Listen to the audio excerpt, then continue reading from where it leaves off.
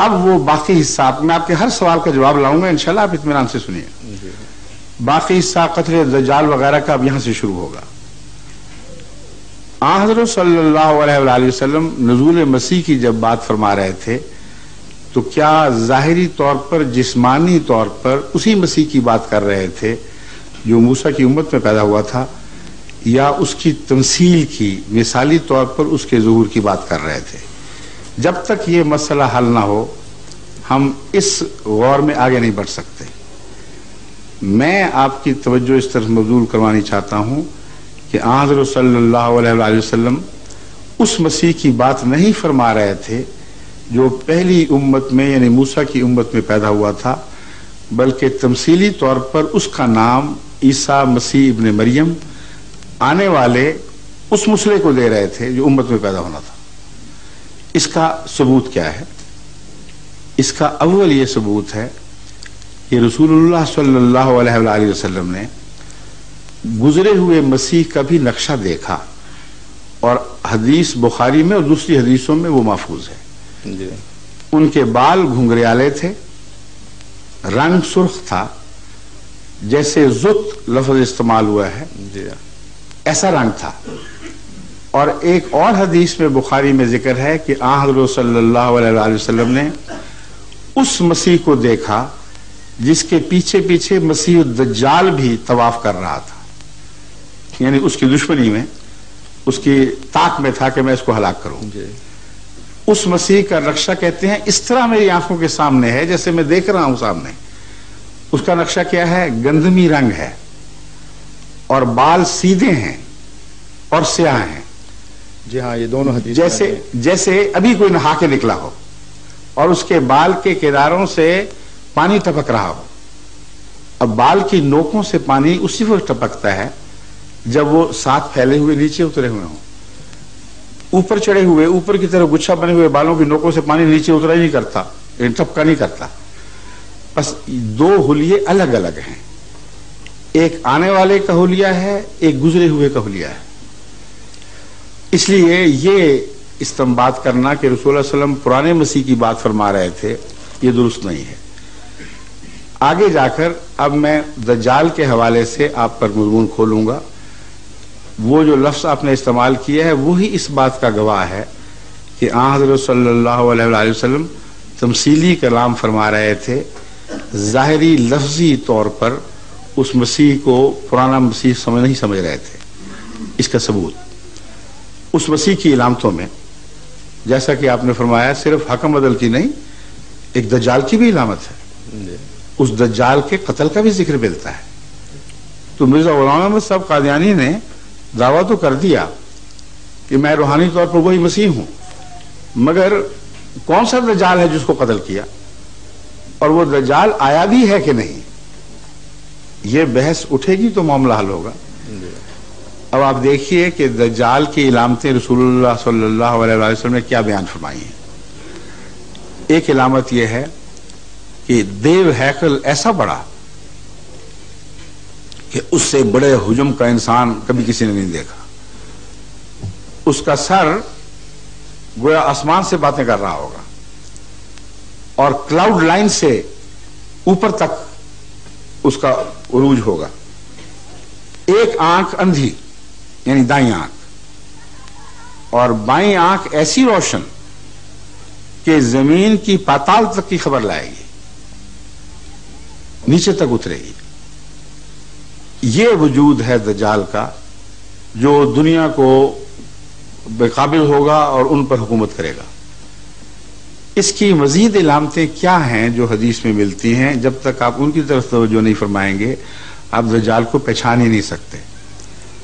اول یہ کہ کیا خدا کی خدائی میں وہ تاریخ جو قرآن نے محفوظ کی ہے کہ آج تک اس قسم کی دیو مالائی کہانی پہلے بھی پیش ہوئی ہے؟ اگر یہ نہیں ہوئی سوائے طالوت علیہ السلام. ہاں عرض کرتا ہوں، دیو مالائی تب بنتی ہے اگر لفظاً اس کو یہی سمجھیں. اگر اس کی تہ میں پیغام پڑھیں تو یہ دیو مالائی کہانی بننے کی بجائے ایک عظیم الشان ایسی پیشگوئی بنتی ہے کہ جس کی مثال انبیاء کی تاریخ میں آپ کو دکھائی نہیں دے گی. ایک سیکنڈ.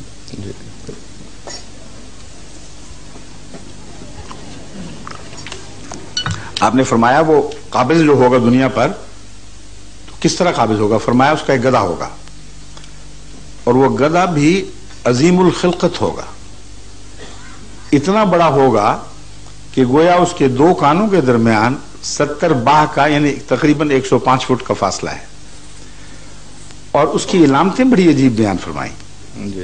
فرمایا وہ آگ پر چلے گا، پٹھے نہیں کھائے گا، دانا دن کا اس کی غذا نہیں ہوگی، وہ آگ کھا کر چلے گا. اور وہ گدھا خشکی پر چلے گا یا سمندر میں چلے گا یا ہوا پر؟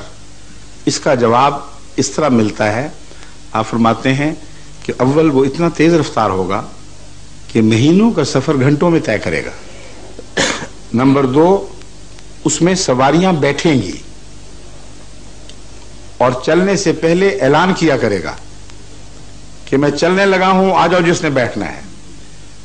اور وہ خشکی پر بھی چلے گا. یہ بڑی کھلی اس کی وضاحت فرمانے کے بعد فرماتے ہیں کہ اس کی چھلانگ اتنی بڑی ہوگی کہ ایک پاؤں مشرق میں تو دوسرا مغرب میں ہوگا، یعنی ایک جگہ سے وہ ٹیک آف کرتا ہے اور دوسری جگہ جا کے لینڈ کرتا ہے، اور اس کا سفر فضا میں کلاؤڈ لائن سے اوپر ہوگا. اور فرمایا وہ جو پیٹ، جس کے پیٹ میں آگ جل رہی ہوگی، اس کے اندر داخل ہونے کے لیے کھڑکیاں ہوں گی اور اندر روشنیاں جلی ہوں گی اور آرام سے بیٹھنے کے سامان موجود ہوں گے.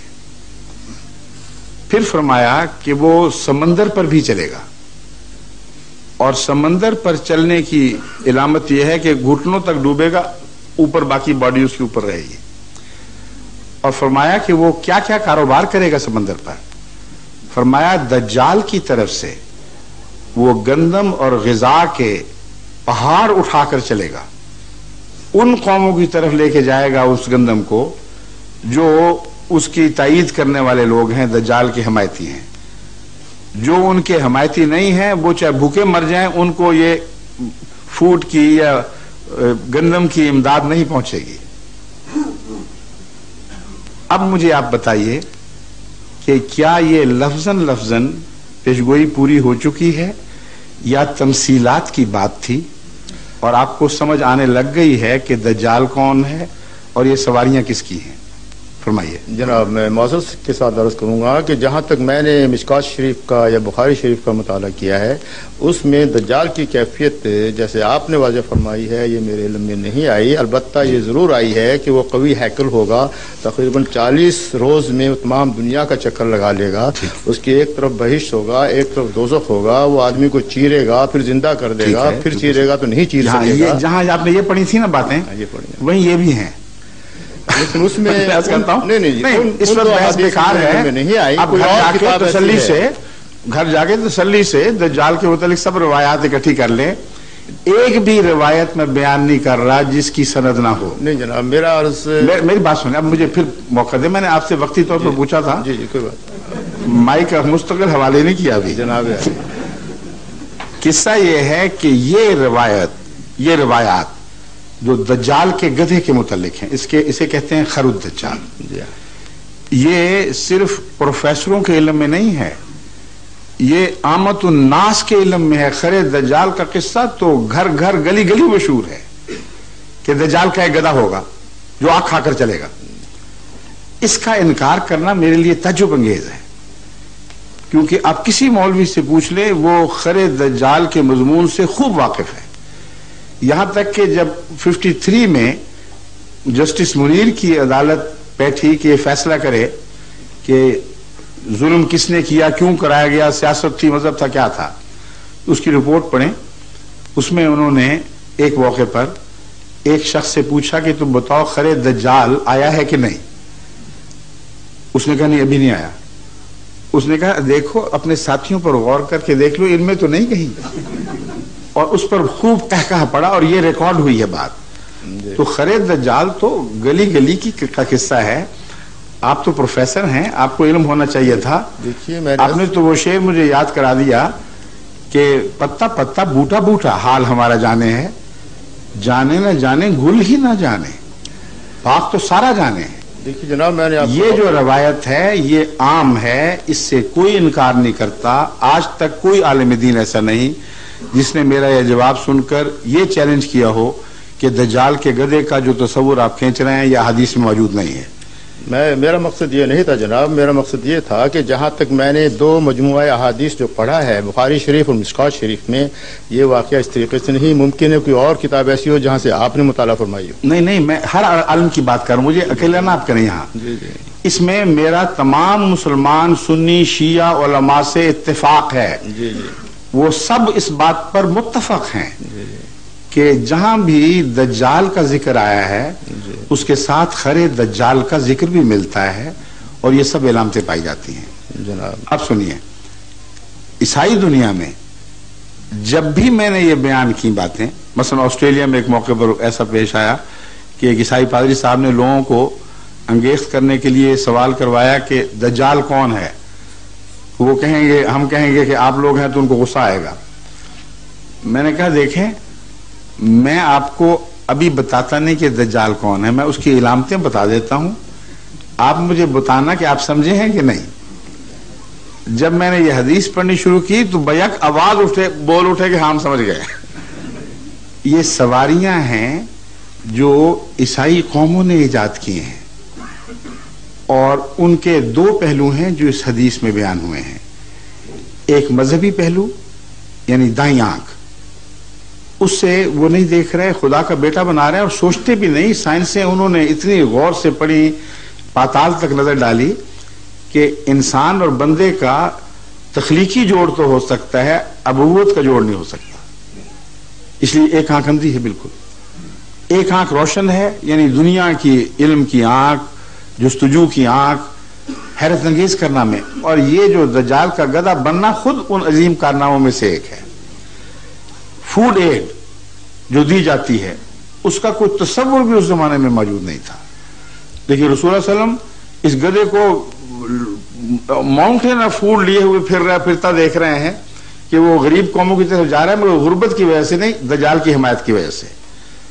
سرجری کی جو باتیں آج ہمارے سامنے آ رہی ہیں وہ حیرت انگیز ہیں کہ بدن کا ایسا کٹ جانا کہ وہ دو نیم ہو جائے، اور اگر فوری طور پر اس کو جوڑ دیا جائے تو رگے ملا کر انہوں نے پھر اس کو زندہ کر دیا.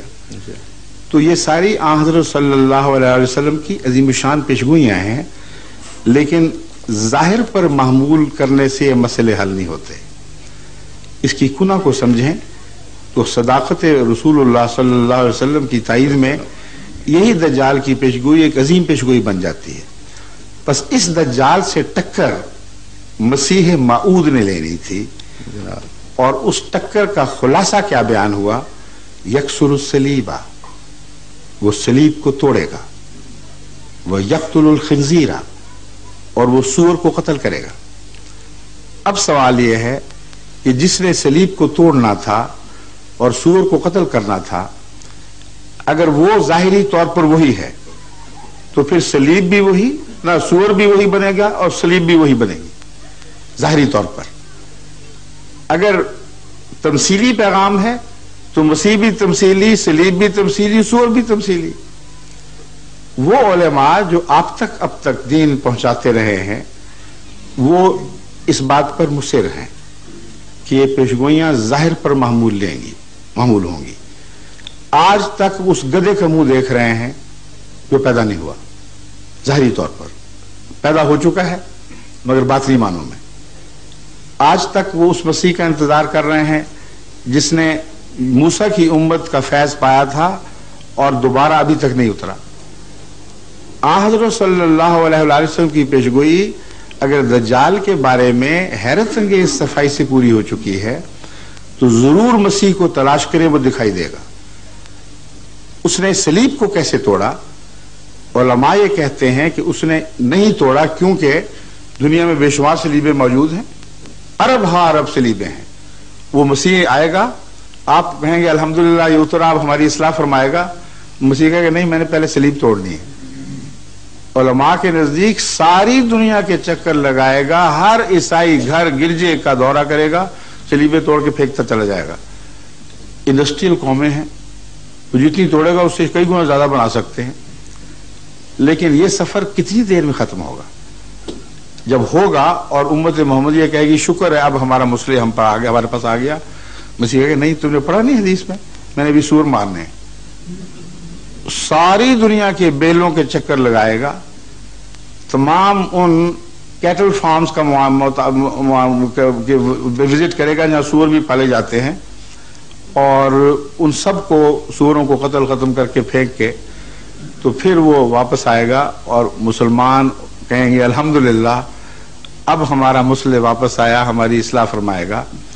تو وہ کہے گا تم نے آگے یہ نہیں پڑھے گا بھئی یتزوج و یولد لہ، وہ بڈھا شادی بھی کرے گا اور ابھی اس کے بچے بھی ہوں گے، تو مجھے شادی تو رچانے دو۔ اب یہ ظاہری باتیں اگر سمجھیں آپ تو انبیاء کی پیشگوئیوں کا آپ ایک شائبہ تک بھی معلوم نہیں کر سکتے کہ وہ کیا کہہ رہے ہیں، انہیں جن بھوت کی فرضی کہانیوں میں تبدیل کرتے ہیں۔ سب سے بڑا ظلم ہے ان علماء کا کہ امت محمدیہ میں اسلام کی تائید میں ایسی عظیم الشان پیشگوئی موجود ہے جسے دہریوں کے سامنے بھی پیش کیا جائے تو منہ بند ہو جاتے ہیں۔ کون تھا 1400 سال پہلے جو جہاز کا ہوائی جہاز کا تصور کر سکتا تھا؟ کون تھا جو آگ سے چلنے والی سواری کا تصور کر سکتا تھا؟ وہم گمان بھی نہیں تھا۔ آگ جلاتی تھی پیٹوں کو، پیٹ میں وہ غذا تو نہیں پہنچاتی تھی۔ بس یہ وہ پیشگوئیاں ہیں جو تبھی پوری ہوتی ہیں اگر مانوی طور پر تسلیم کریں۔ بس سور سے مراد سور کی تہذیب ہے، سور میں بے حیائی کا عنصر بڑا نمایاں ہے۔ ایسی تہذیب سے ٹکر لینا جس میں بے حیائی نمایاں ہو اور خصوصیت کے ساتھ اس میں ہومو سیکشولیٹی تو پائی جائے، یہ حال تو اب اتنا کھل کر سامنے آ گیا ہے کہ چرچوں کی بحث میں بڑے بڑے کلیساؤں نے فیصلہ دے دیا ہے کہ ہاں تم بشک ہومو سیکشول ہو، تم چرچ کا عہدہ سنبھال سکتے ہو، اور ایسے پادری یہاں بھی ہیں اور امریکہ میں بھی ہیں جو کھلے عام ہومو سیکشول ہونے پر فخر کرتے ہیں اور پھر بھی وہ پادری ہیں۔ یہ جو چیزیں ہیں یہ ساری رسول اللہ علیہ وسلم کی پیشگوئی میں شامل تھی۔ اب دیکھنا یہ ہے کہ حضرت مسیح موعود علیہ السلام نے کیا جہاد کیا ہے جس کے نتیجے میں سب سے پہلے یہ کہا جا سکے کہ آپ نے صلیب کو توڑ دیا۔ سب سے پہلا عقیدہ جو مسیح موعود نے پیش فرمایا اور بڑے زور سے پیش فرمایا وہ یہ تھا کہ قرآن کی روح سے، بائبل کی روح سے، تاریخ کی روح سے مسیح ابن اللہ نہیں بلکہ ایک نبی تھا جو فوت ہو چکا ہے، زندہ نہیں ہے۔ اگر خدا کے بیٹے کو جس کی عبادت کی جاتی ہو، فرضی بیٹے کو ثابت کر دیا جائے کہ یہ فوت ہو گیا ہے تو صلیب کی کمر ٹوٹ جاتی ہے۔ اور یہی وہ عقیدہ ہے جس کے زور و شور سے پھیلانے کے نتیجے میں سب سے زیادہ مسلمان علماء مسیح علیہ السلام کے خلاف ہوئے۔ اس لیے ایک یہ بھی منظر ہے، احمدیت کے زاویے سے اس کو بھی دیکھ لیں، پھر آپ کی مرضی ہے جو چاہے فیصلہ فرمائیں۔ آپ نے خدا کو جان دینی، مجھے تو نہیں دینی۔